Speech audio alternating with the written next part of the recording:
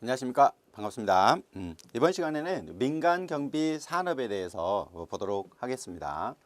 각국의 민간경비 현황을 보시면요. 자, 미국의 민간경비 현황 보시면 미국과 이제 일본을 거쳐서 이제 우리나라로 영향을 미치는데요. 미국과 일본이 민간경비가 굉장히 발달해 있어요. 자, 미국 경우에는 그 19세기면 이제 1800년대입니다. 19세기 중엽부터 범죄 예방하는 데 있어서 민간경비 분야가 이제 많은 역할을 해왔어요. 그러니까 공경비보다도 민간경비가 먼저 발달을 했다 이렇게 보시면 되는데, 이제 9.11 테러 2000년대 들어오면서 이제 9.11 테러가 있었죠. 오사마 빈 라덴에 의해 가지고 국가 위기 상황에 대처하기 위해서 공항이랄지 이제 항만이랄지 그리고 금융기관이랄지 이런 게 이제 민간 경비 분야가 필요한 지역이잖아요. 주요 시설이나 건물 경비를 위해서 중요한 역할을 하게 됩니다. 민간 경비에 대한 일반 시민들의 인식 변화는 20세기의 뭐 성장 산업 중 하나로 이제 만들어져 있죠. 그래서 우리나라 경우에도 이제 경비 업체가 굉장히 많이 생겼다, 없어지기도 하고 그렇죠. 이제 고용이랄지 예산 규모에 있어서 경찰의 공경비를 넘어서는 실정이다 이렇게 보고 있죠. 특히 이제 그 미국의 경우에는 민간 경비 산업이 오히려 이제 공경비보다도 2배에 해당할 정도로 이제 그만큼 많이 늘어나고 있습니다.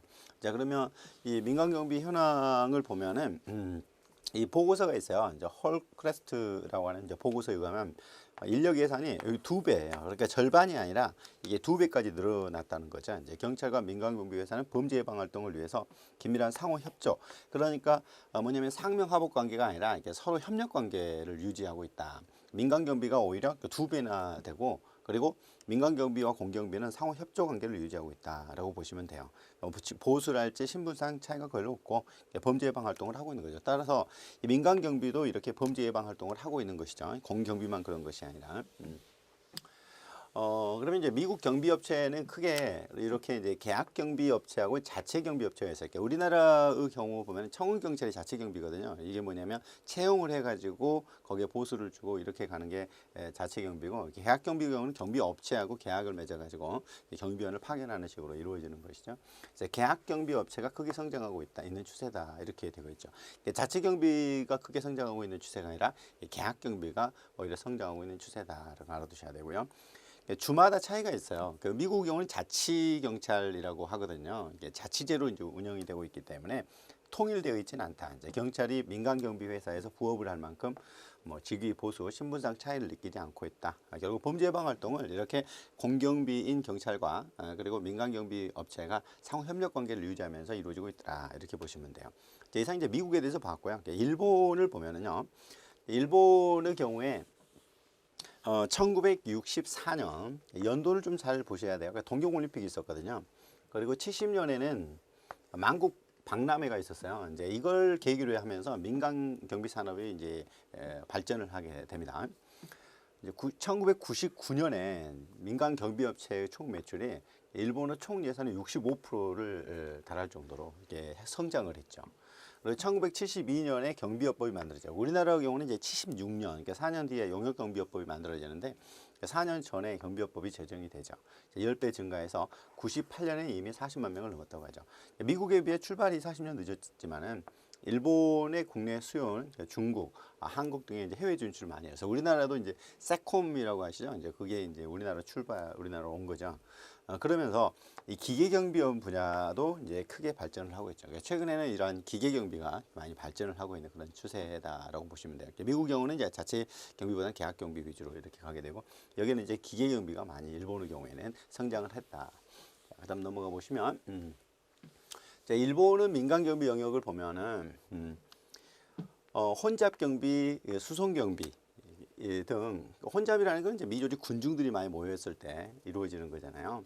그리고 이제 수송경비, 호송경비 이렇게 말을 하는데, 이제 국민들의 자율적인 방공 활동으로 인해서 국민들 생활 속에 정착을 하고 있고, 그러니까 정보통신이랄지 요즘에 뭐 정보화 시대죠. 방범 기술의 발달에 따라서 이 기계 경비 장치가 이게 개발이 되죠. 뭐 세콤 회사처럼요. 기계 경비에 대한 수요 확대 등이 늘어나고 있고, 우리나라 경우에도 이제 기계 경비업이 상당히 많이 발전하고 있죠. 물론 이제 아직도 인력 경비가 더 많지만요. 그다음 민간 경비 영역 활동이다 해가지고 이제 우리나라 좀 특이한 게 있어요. 이게 교통 유도 경비가 있습니다. 교통 유도 경비 이렇게 있는데요. 도로를 사용하는 공사 현장이랄지, 그러니까 사람 차량을 통해 위험 있는 장소, 도로를 점유하는 행사장에서 부상 사고를 방지하기 위해서 하는 이 경비를 말하는 거예요. 이게 교통 유도 경비입니다. 경찰관이 실시하는 교통 경찰이 있잖아요. 우리나라 경우도 민간 경비원이 실시하는 교통 유도 경비 업무는 법적 강제력이 있어요, 없어요? 없죠. 법적 강제력은 없다. 이제 경찰의 경우에는 법적 강제력이 있죠. 교통 통제를 할 수 있는데 교통 유도 경비는 교통 강제력은 없어요. 자격증이 필요한 것도 아니에요. 자격증이 필요한 거 아니고 자격증이 있어야 근무할 곳이 별도로 이제 규정되어 있지만 자격증이 있어야만 되는 것은 아니다. 일본의 특유한 제도로서 교통 유도 경비가 있더라라고 보시면 되고요. 이제 그 다음에 운반 경비가 있습니다. 원자력 발전소 우리나라도 있죠. 여기에 핵 연료 운반이나 귀중품 보관 이런 것에서 이제 절도를 당할 수 있잖아요. 이러한 도난을 방지하기 위한 것이 운반 경비예요.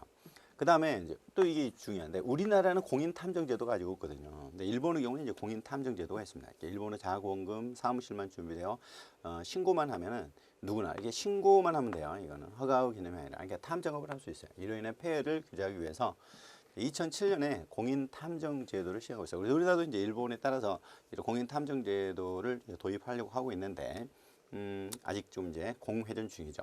민간인이 갈 수 있는 권리 범위 내에서 수행을 합니다. 그래서 우리나라 경우에도 이제 이 공인 탐정 제도를 시행하게 되면 이런 탐정사의 범위가 어디까지일 것인가 이게 이제 사실 큰 논점이 되는 것이죠. 경비 택시 제도가 있습니다.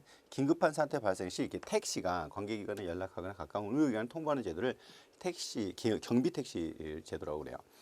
경비원 지도 교육 책임자 제도가 있습니다. 경비업자나 경비원에게 교육을 실시하고 감독 조언을 하는 업무를 하는 책임자를 두는 제도인데 경비원 지도 교육 책임자 제도죠. 우리는 이제 경비 지도사 이렇게 말하는데 경비원 지도 교육 책임자 이렇게 이제 말하고 있습니다. 일본의 제도들을 좀 보고 있죠. 넘어가 보시면요. 그럼 이제 우리나라로 와서요. 이제 국내 치안 여건 등을 한번 보면 여러 가지 여건들이죠. 이 지역이 블록화되어 있다. 양극화된 이념, 과거에 이제 자본주의와 공산주의 이렇게 이제 이루어지다가 이념 체제가 붕괴됐잖아요. 사회주의 몰락으로 국가 간의 경제적 실리 외교, 지금은 뭐 자국의 이익을 위한 외교들이 많이 행해지고 있죠. 경제 실리 체제로 이제 변화가 됐죠.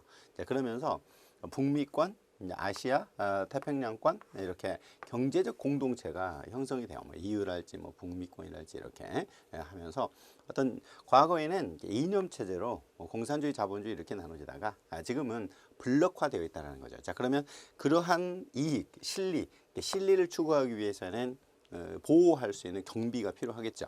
그러면서 민간 경비가 발전하게 된다라는 거죠. 국제 범죄가요 증가하고 있어요. 그렇기 때문에 범죄 예방 차원에서의 이 경비가 필요하죠.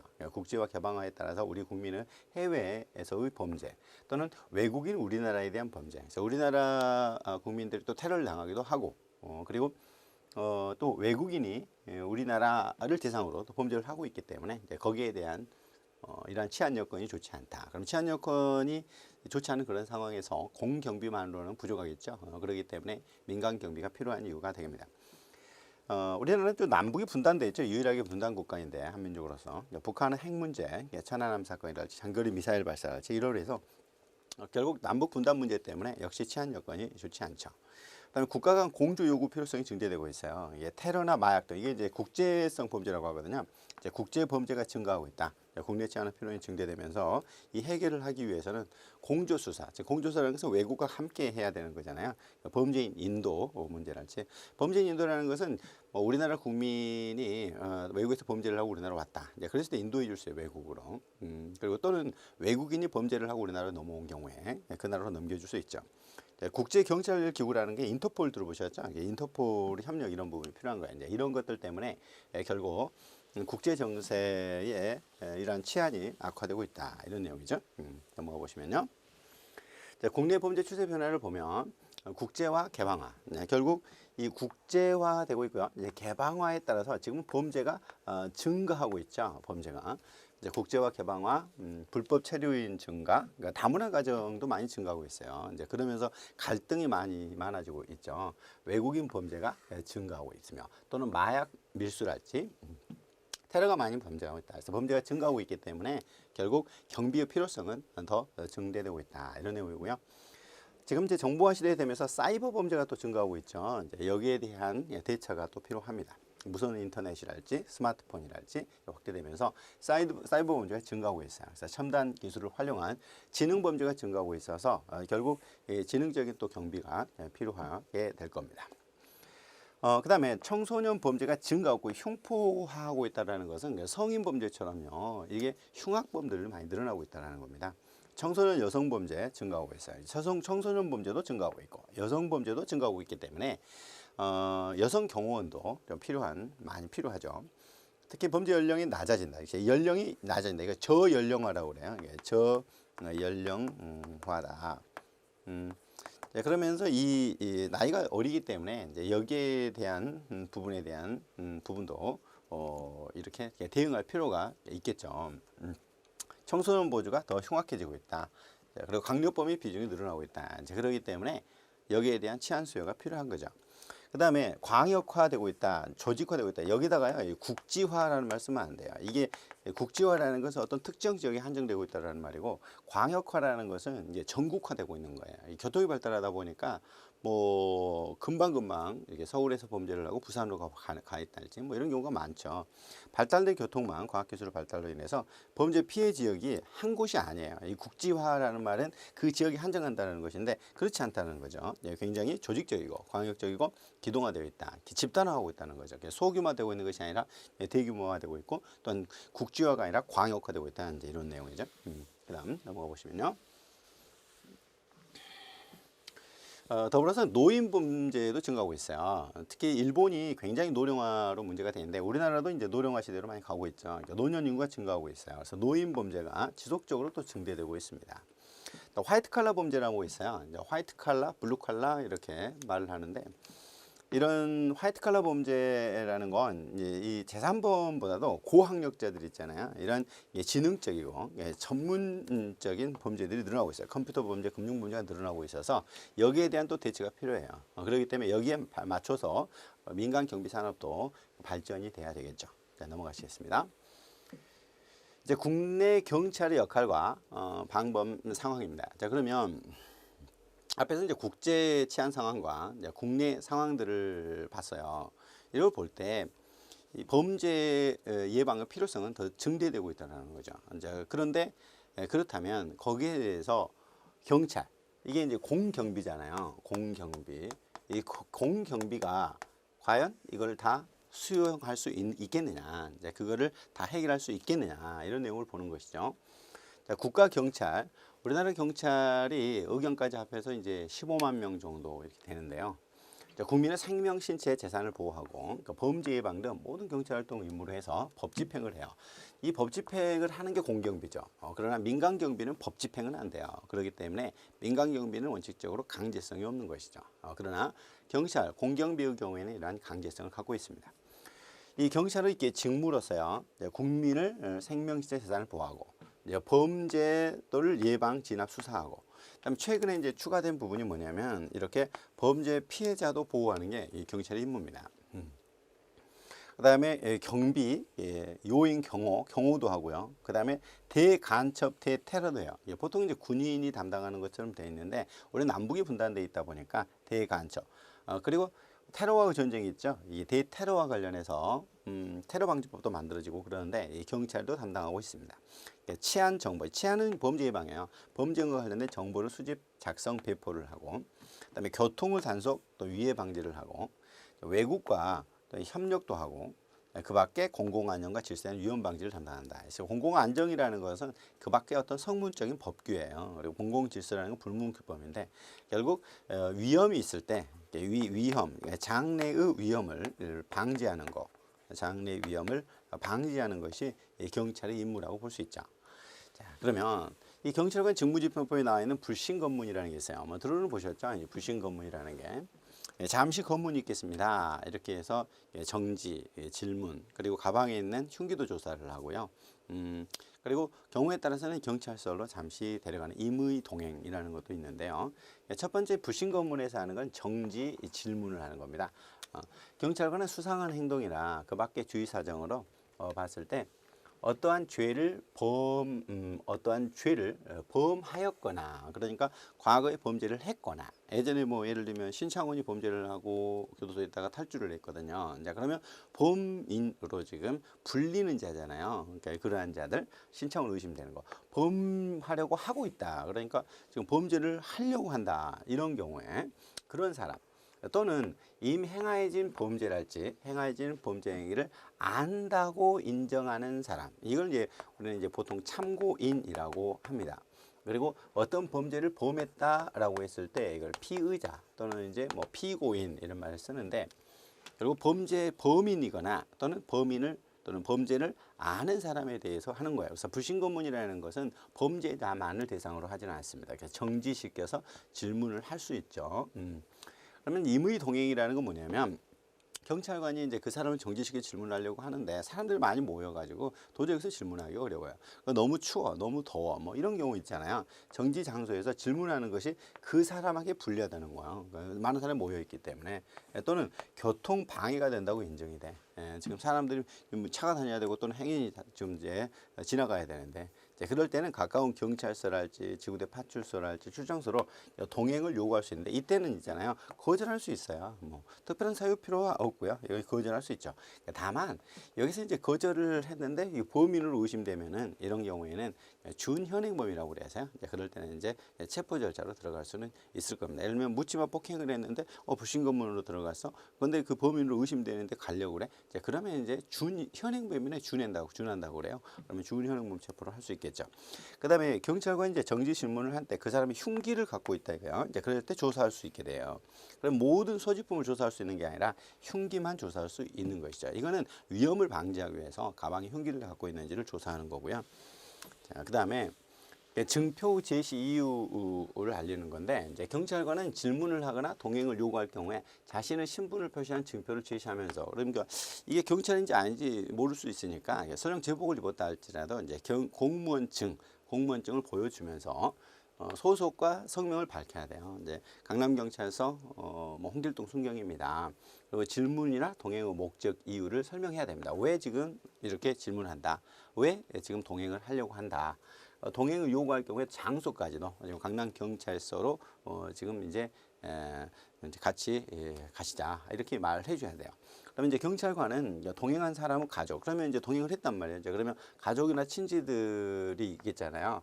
그러면 동행한 경찰관의 신분, 그다음에 동행 장소, 목적, 이 이유를 알리거나요. 이제 본인으로 하여금 연락의 기회를 주는 거예요. 이제 그러니까 경찰서 강남경찰서로 데려왔단 말이에요. 이제 그러면 가족들한테 연락을 해줘야 돼요. 강남경찰서 홍길동 순경인데요. 지금 이렇게 김말동 씨가 강남경찰서로 지금 이렇게 임의 동행해서 잠시 질문을 하고 있습니다. 그리고 변호인 도움을 받을 권리가 있습니다. 이렇게 알려줘야 돼요. 변호인도. 근데 여기서는 진술 거부권 고지는 없고요. 그러니까 동행 시간들이 있는데 경찰관이 이제 데려왔단 말이에요. 강남경찰서로. 그랬을 때도 6시간을 넘기면 안 돼요. 6시간을 초과하여 경찰서에 머물게 할 수는 없고요. 질문을 받거나 동행을 요구받은 사람은 형사소송에 관한 법률에 따르지 않고는 신체를 구속당하거나 의사에 관하여 답변을 강요당하지 않아요. 이 구속을 당하려면 뭐가 있어야 돼요? 영장이 있어야 되잖아요. 그러니까 형사소송법이라는 법에 의해서 영장 없이 체포하면 안 된다라는 것이죠. 물론 이제 또 긴급체포라는 게 있는데 그러한 요건들을 다 갖춰야 됩니다. 그렇지 않고 이런 불신금 검문의 일환으로 체포를 해서는 안 되겠다. 또는 구속을 해서는 안 되겠다. 일단 지금 우리는 공경비로서 경찰이 하는 불신검문에 대해서 봤습니다. 특히 근데 청원경찰도요 이런 불신검문을 할 수가 있어요. 그리고 일정한 경우에는 뭐 이렇게 특수경비원도 이런 경우가 인정이 될 수가 있겠는데, 특히 청원경찰은 이게 적용이 돼요. 다음 넘어가시겠습니다. 보호조치는 뭐냐면 이제 한강다리에서 자살하려고 하는 분이랄지 또는 술 취해가지고 난동을 피운달지 이럴 수가 있는데, 경찰관은 수상한 행동 그 밖에 주의사정 합리적으로 판단해 보니까 응급 구호가 필요해요. 응급 구호가 필요할 때 구호 대상자라고 하는데, 첫 번째는 뭐냐면 보건의료기관은 병원이죠. 그다음 공공구호기관, 예를 들면 뭐 아동복지센터랄지 또는 고아원이랄지 양로원이랄지 이런 곳이에요. 구호를 요청하거나 또는 경찰관서에 이걸 일시 보호라고 그래요. 일시로 보호할 수 있죠. 술 취해 있을 때 이렇게 보호하는 건데 이게 일시보호는 24시간을 넘기면 안 돼요. 일시보호는. 그러면 어떤 사람을 보호하느냐면요. 이게 정신 착란을 일으키나 또는 술에 취해서 정신이 지금 이제 혼미한 상태거나 술에 취해서 자기나 다른 사람 생명, 시제, 재산을 위해를 끼친다. 이건 뭐냐면 술이 만취돼서 쓰러져 있어. 그거는 이제 본인이 이제 그런 거죠. 그다음에 술이 만취돼 가지고 이제 다른 사람에게 지금 위협을 가하고 있어. 이럴 때. 그다음에 자살하려고 그래. 이럴 때. 그다음에 미하, 병자, 부상자. 이게 엄마가 누군지 엄마가 어디 있는지 몰라 지금. 3살짜리 애가 있는데. 그다음에 병자나 부상자가 있단 말이에요. 이렇게 혼자 사는 무이탕 할머니가 지금 쓰러져 있다. 이런 경우. 그다음에 길가에 어떤 분이 쓰러져 있다. 다쳐서. 이제 보호자가 없어. 응급구호가 필요해. 근데 이런 사람들은 있잖아요. 엄마가 데리러 오기로 했어요. 가족이 오기로 했어요. 그래서 본인이 거절한 경우에는 할 수 없어요. 그러나 이 두 가지의 경우에는 거절해도 할 수 있겠죠. 정신착란자나 술 취한다, 자살기도자의 경우에는 보호 조치를 할 수 있어요. 보호 조치는 두 가지였죠. 병원이나 공공보호기관에 요청을 하거나 구호를 요청하거나. 그러면 긴급구호 요청을 하면 정당한 이유 없이 거절할 수 없어요. 여기 나오는데 긴급구호 요청을 받은 그러니까 병원이나 또는 공공보호기관은 정당한 이유 없이 거절할 수 없어요. 특히 뭐 입원실이 없어요. 이건 정당한 이유가 안 되죠. 왜냐하면 응급실로 가잖아요. 이제 그러기 때문에. 그다음에 사망을 보시면 이 경찰관은 보호 조치를 하는 경우에 구호 대상자가 휴대하고 있는 무기, 흉기 등 위험을 일으킬 수 있는 것으로 인정되는 물건을 임시로 영치해 놓을 수 있어요. 뭐냐면 자살을 하려고 하는데 지금 칼을 가지고 있다. 놔두면 자살을 벌이겠잖아요. 일단 빼뜨려 놔야 된다는 거예요. 임시 영치는 이제 10일 동안 가능합니다. 10일 동안. 경찰관은 보호 조치를 하였을 때는 이게 지체 없이 구호 대상자의 가족, 친지, 연구자에게 알려줘야 돼요. 그러니까 뭐 자살하려고 했는데 뭐 강남 뭐 이제 한강 지구대로 지금 와 있다. 자 그러면 가족한테 연락을 해줘야 된다는 거죠. 연구자가 발견되지 않아요. 가족이 없어. 자 그러면 구호 대상자 적당한 보건의료기관. 공공의료기관 그러니까 이제 국립병원 같은 데죠. 그다음 공공구호기관에 즉시 인계해야 되겠죠. 원래는 이제 가족한테 알려주고 인계를 해야 되겠지만 가족이 없다. 그럴 때는 뭐 의료기관이나 구호기관에 인계를 하는 거고요. 이제 경찰관은 구호 대상자를 보건의료기관이나 공공기관에 인계했을 때는 즉시 서장이나 보고를 해야 돼요. 그렇죠? 이제 상관에 보고를 하고 보고를 받은 서장이나 해양경찰서장은 구호 대상자를 인계한 사실을 또 지체 없이 병원이나 또는 이제 구호기관, 감독청, 구청이랄지 여기다 통보를 해줘야 됩니다. 그래서 왜냐하면 연계해가지고 보호를 해야 되기 때문에 구호 대상자를 경찰관에서 보호하는 기간, 그러니까 이 경찰서로 또는 이제 지구대로 뭐 한강 지구대로 들어갔다 이거. 자 그러면 24시간을 넘기면 안 되고요. 그리고 영치했을 때는 10일을 넘기면 안 돼요. 아까 이제 자살하려고 할 때 칼을 일단 임시 영치했을 때 있죠. 10일을 넘기면 안 된다 이렇게 돼 있죠. 자 그다음 뭐가 보실까요? 그다음에 이제 5조로 보는 이제 위험 발생 방지가 있어요. 이제 경찰관은 사람의 생명, 신체를 위해를 끼치거나 재산에 중대한 손해를 끼칠 수 있는 여기는 예시인데 천재, 이제 뭐 지진이 났다. 그다음에 사변, 너무 많은 사람들이 이제 모여가지고 보니까 환풍구가 빠져가지고 지금 이렇게 문제가 생긴다. 그다음에 인공 구조물이 파손됐다, 다리가 파손됐다. 또는 삼풍 백화점이 붕괴됐다. 백중 추돌 사고가 났다. 위험물이 폭발했다. 가스통이 폭발했다. 위험한 동물이 출현했다. 뭐 멧돼지가 출현했다. 이런 경우죠. 극도의 혼잡. 굉장히 많은 사람들이 혼잡한 상황이다. 이런 위험한 사태에 있을 때 조치를 할 수 있어요. 자, 그러면 어떤 조치냐면 그 장소에 모인 사람, 사물관리자, 그 밖의 관계인에게 필요한 경고를 하는 거예요. 경고를 하는 거. 자, 예를 들면 아까 이제 위험한 동물을 예로 들어보면 동물원에서 퓨마가 지금 이게 탈출했다는 거야. 자, 그러면 그 주변에 있는 사람들한테 뭘 해야 되겠어요? 경고를 하는 거죠. 그다음에 매우 긴급한 경우에 위해를 입을 우려가 있는 사람이 있을 거예요. 이제 그럴 때는 억류와 피난 조치를 빨리 해줘야 됩니다. 그러면 퓨마하고 지금 같은 공간에 있다. 그럼 빨리 구조를 해줘야 되겠죠. 그리고 그 장소에 있는 사람, 사물관리자, 관계인에게 필요한 조치를 하게 하거나 직접 조치를 할 수 있어요. 이제 직접 조치는 뭐냐면 퓨마를 실제 있었던 일이에요. 퓨마를 쏴 죽였죠. 이거는 이제 위험하니까. 그리고 또한 이제 그 사육사에게 뭐 어떤 조치를 하라고 명령을 할 수도 있겠다. 이런 말이죠. 위험할 때 이런 거예요. 그러면 이제 경찰관서장은 대간첩 작전. 우리는 남북이 분단되어 있잖아요. 이제 간첩이 지금 출현했다. 또는 소요 사태가 있다. 대규모 지금 뭐 아마 화염병 던지고 이렇다 이거. 이제 이랬을 때 대간접 작전 지역이나 경찰관서 무기고 등의 접근 통행을 금지할 수 있어요. 근데 이 통행을 금지하는 것은 관서 장애해야지 개개인 경찰관이 하는 건 아니고요. 그럼 경찰관은 위험 발생 방지 조치를 했을 때는 지체 없이 또 보고해야 되겠죠. 경찰관이 이런 방지 조치를 했을 때는 보고를 하도록 이렇게 되어 있어요.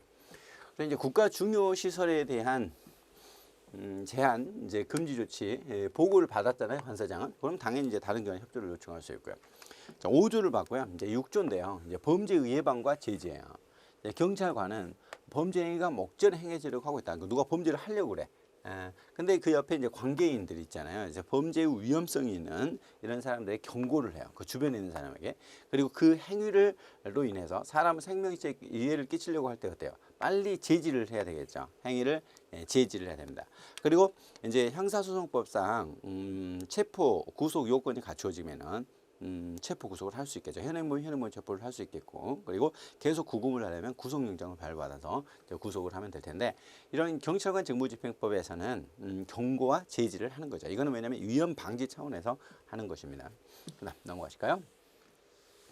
이제 현장 방범 활동입니다. 범죄 현장에 가서 하는 활동들.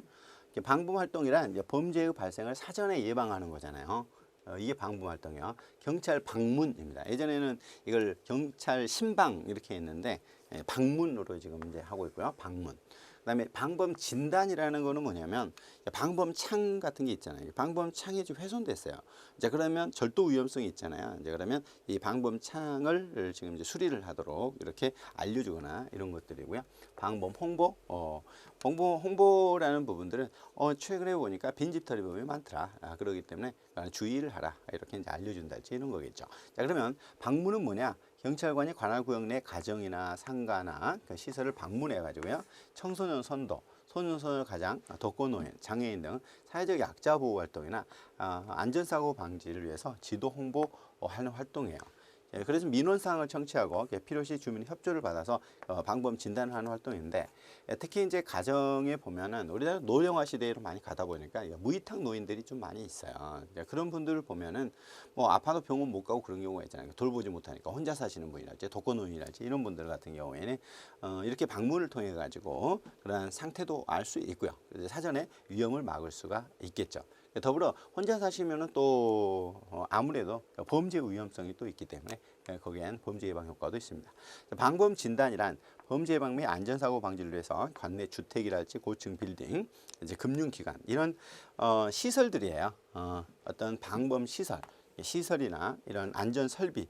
그리고 이제 스스로 막는 걸 자유방범이라고 하거든요. 이런 미비점이 있다는 거죠. 이게 방범창이 지금 훼손돼 있다.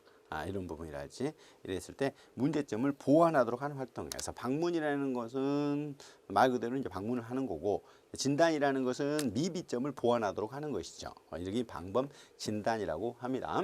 그다음 방범 홍보는 자, 각종 경찰 업무에 대한 이제 사항, 이제 민원을 사항, 중요 시점의 매스컴을 통해서 주민에게 널리 알리는 거죠. 이제 우리가 홍보한다. 이렇게 말을 하잖아요. 뭐 피하란다, 뭐 이렇게 말을 하는데 그런 것처럼 이러한 범죄 예방이라는 것은 경찰만이 할 수 있는 건 아니에요. 시민들의 협조가 있어야 되기 때문에 이제 거기에 대한 이제 홍보 활동도 이제 같이 이제 이루어져야 된다. 이제 이런 내용이죠. 생활방법이란 일상생활 속에서 범죄의 실질적 수준을 낮추어 범죄로서 공포를 감소시키는 건데 이렇게 생활방법이라고 그래요. 자, 그 다음에 이제 단속이 나옵니다. 경찰사범 단속. 풍속사범 단속이라는 것은 풍속사범이라는 건 뭐냐면 이게 선량한 풍속을 줄이는 말이에요. 그러니까 풍속사범이라는 게 선량한 풍속을 줄이는 말인데 성매매, 그 다음에 뭐 음란행위, 사행행위 이런 걸 말합니다. 윤락, 성매매죠. 그 다음에 사행행위, 도박 같은 거, 음란행위 이런 걸 풍속사범이라고 선량한 풍속을 해야 하는 이러한 것들에 대해서 단속을 하는 거죠. 한마디로 이제 유흥업소랄지 이런 것을 단속을 하는 겁니다. 이런 경찰 활동은 풍속사범 단속이라고 하고요. 그 다음에 기초질서 위반 사범은 뭐냐면요. 이 경범죄 처벌과 관련된 거예요. 그래서 일상생활에서 흔히 범하기 쉬운 경미한 범죄 있잖아요. 이 경범죄 처벌법이 있는데요. 이제 경범죄는 한 46개 정도 있거든요. 이런 걸 단속하는 거야. 음주 설환이라지, 그다음에 금연장소, 흡연, 뭐 자연훼손 이런 범칙금을 부과하거나 이런 단속 활동을 통해 가지고 미리 막는 건데, 이게 이제 깨진 유리창 이론이라고 이렇게 나와 있잖아요. 이거는 뭐냐면 이 경미한 것을 단속함으로써 나중에 큰 범죄를 막는 거. 우리가 바늘도둑이 소도둑 되잖아요. 그러니까 이 바늘도둑을 막는다. 그래서 여기에 경미한 범죄에 대해서 엄격하게 이게 이제 이걸 봐주면 안 된다라고 하는 이런 내용을 깨진 유리창 이론이라고 합니다. 네, 넘어가 보시면요. 그다음에 이제 총기나 화약류 단속이 있어요. 이제 우리는 이제 그 미국과 달리 총포 소지를 금지하고 있잖아요. 국민의 생활 안전 확보를 위해서 이 총포 소지는 허가를 받아야 돼요. 총포 소지 허가를 받지 못하면 안 되도록 이렇게 하고 있죠. 다음 넘어가 보시면요. 경찰은 이제 범죄 예방 능력에 한계가 있습니다. 그러니까 이제 경찰에 어느 정도 이제 한계점들이 있죠. 그러면 이 한계를 어떻게 도와줄 건가 이렇게 될 텐데, 이제 경찰 인력이 부족해요. 일단 15만 명 정도 있지만 모든 일을 다 하기는 어렵죠. 양적, 질적으로 지금 범죄가 굉장히 증가하고 있는데 경찰 역할에 이제 한계가 있다는 거죠. 더욱 경찰 인력이 우리나라의 경우에는 어때요? 치안 경비로 많이 가요. 그래서 아마도 시위 등으로 이제 많이 동원되다 보니까 뭐 기동대로 이렇게 편성이 많이 되거든요. 실질적으로 민생 치안에 근무하는 경찰 인력은 많이 부족해요. 그러기 때문에 범죄 예방 순찰하는 경우가 그렇게 많지가 않죠. 그래서 선진국보다 이렇게 이 경찰관 1위 담당하는 인구 비율이 높다는 거죠. 그 말은 경찰 인원이 부족하다는 거예요. 그래서 경찰 인력의 증가보다 범죄의 증가율이 굉장히 빠르다는 거고, 그다음에 경찰 장비가 또 이렇게 미흡하고 노후화된 현상이 있어요. 경찰관 일일 평균 근무 시간이 과거보다 단축되었음에도 선진국에 비해 아직도 시간이 많다. 개인 방범 장비 부족, 노후화로 효율적인 방법 활동에 어려움이 있고요. 통신 장비의 성능 불능, 그러니까 오래된 거죠. 노후화로 인해 가지고 또 연락체계가 잘 안 되는 그런 부분이 있어요. 기동 장비 부족이랄지 이런 것들 때문에 이런 것들을 보완을 해야 되고요. 경찰 장비 부족, 노후화를 해결하기 위해서는 차량 번호 자동 판독 장치, 유괴 사건에 있어서 위치 판독기, 첨단 기기 도입이 이제 필요하겠죠. 이런 것들이 이제 기계화될 필요가 있습니다. 그다음 넘어가 보시면. 여기에 이제 경찰 민생치안부서의 근무를 회피를 또 하고 있는 이런 현상이 이제 발생을 합니다. 이제 민생치안부서의 업무량이 많고, 그다음에 인사부서 복무상 이제 불리한 근무 여건들이 많다서 민생 근무 기피 현상이 이제 늘어나고 있습니다. 너무 잦은 비상 출동, 그러니까 한마디로 이제 그 뭐 지구대라든지 파출소라든지 이런 경우에 비상 출동이 너무 많고, 불규칙한 출퇴근, 이게 이제 교대제로 하다 보니까 야간에 근무해야 되고 이러잖아요. 피로가 누적이 되고 근무욕이 떨어지고 이러다 보니까 이 경찰 신분보장 안전에 대한 미흡이 있다. 그래서 사기가 저하되어 있고, 그렇기 때문에 아무래도 이제 경찰만으로는 부족한 현상이 나오죠. 타 부처 업무 협조 이게 협조 업무가 가중되고 있어요. 그래서 경찰 본연의 임무가 아닌 다른 업무에 이제 동원되는 경우가 굉장히 많다는 거죠. 타 부처의 업무 협조가 많은 부분을 차지하고 있다. 그다음에 이제 경찰에 대한 주민의 이해가 또 부족해요. 아무래도요, 이게 경찰에 대한 국민들의 인식이 그렇게 좋지는 않아요. 내부적인 거하고 달리 주민들과 협조가 절대적인데 주민들이 협조 잘 안 해요. 왜냐하면 불편하니까. 근데 신고도 잘 안 하고 나와달라고도 잘 안 하고 진술도 잘 안 해주는 협조가 부족하거든요. 과거 존재했던 경찰에 대한 주민들의 부정적 이미지, 불신 등이 있잖아요. 우리 일제시대부터 아무튼 순사 이렇게 해가지고 경찰서는 문득도 받지 마라 이런 것 때문에 결국 이 협조가 좀 떨어지는 현상이 많이 발생합니다. 관계 개선이나 범죄 신고 등 협조가 잘 이루어지지 않고 있다 보니까 이런 경찰만으로는 많이 부족하다. 이제 그런 차원에서 민간 경비가 이제 필요한 이유가 되겠죠. 자, 이 시간 여기까지 하고요. 다음 시간에 뵙겠습니다. 수고하셨습니다.